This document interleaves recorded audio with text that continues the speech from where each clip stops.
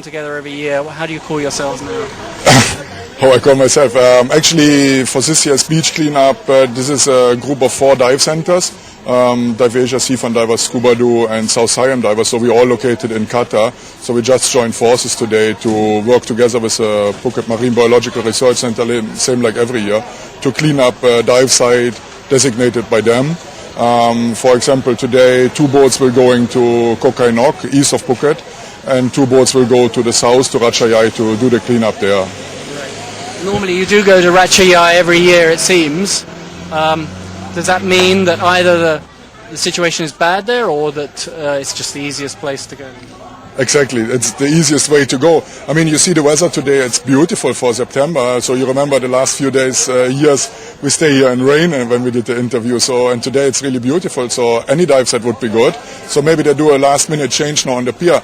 Racha Yai and Ko Racha Yai is actually only a choice of having a safe environment to do this one. So I mean, like all operators, we do constantly cleaning up. So if we see something underwater, we pick it up right now and we don't wait until the official cleanup.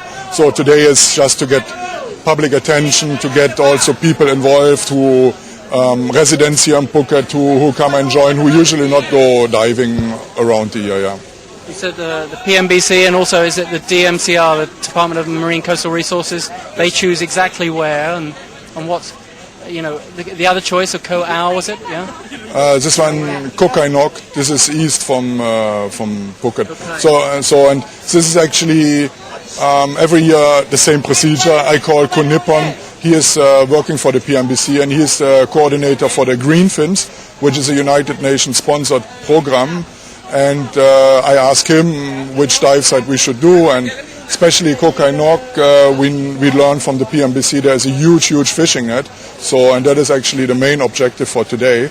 And that means for the 2 boats going there, they're taking only the most experienced divers, because it is also in certain ways you have to be knowing what you're doing to don't harm yourself, to don't harm the environment, of course.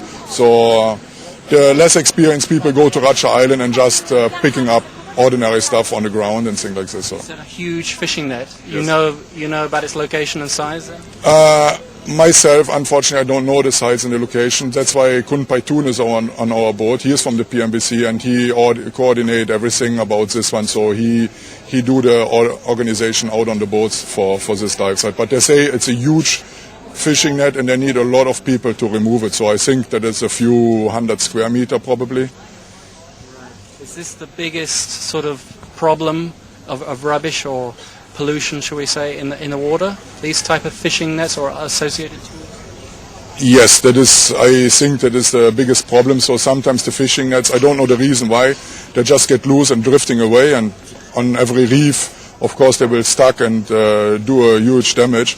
Of course, it's necessary to move them as soon as possible to avoid further damage to reefs. Do they sort of cut it up into parts, bits, smaller parts, and then take it off? Or what? Yes, exactly. So we have to remove it very carefully to don't break coral. So we use scissors and cutters and to remove only the parts which is loose. So once, for example, the coral reef start growing on the fishing net, we leave it there. So then the nature take over. But as long as this one not happens, so we take the things which is no new life on. Right. We hope to get some underwater footage of your collection this year. What are the sort of other objects or things that you find that are particularly harmful?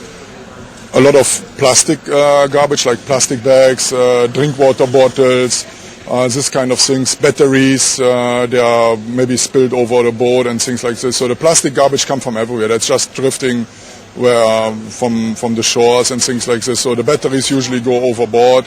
Then sometimes we're finding kitchen utilities like pots and dishes and this kind of stuff. Sometimes old rice bags and all kinds of things. And this is all harmful.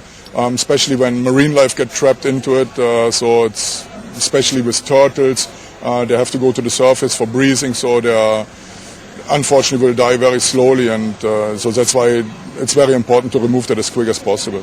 Would you say a lot of this rubbish is coming from local people, local areas, or is it something drifted a long way all around the Indian Ocean? This is mostly it's materials what is drifting for a long time.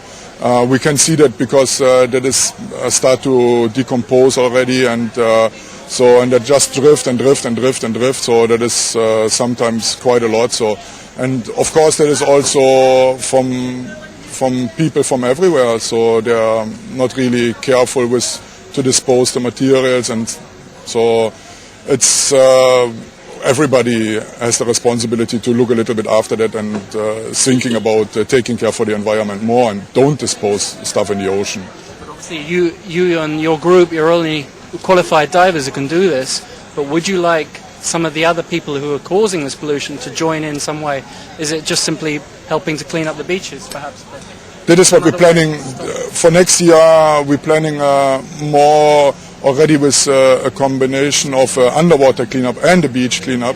So, and yes, for the underwater cleanup you need to be a qualified diver. So, but for the beach cleanup everybody can join. Last year we had the group going to Coral Island and they did the beach cleanup there. So this year it's purely underwater. So if I knew the weather was good like this, then I would get some schools class involved and things like this. So, but we're planning that for next year.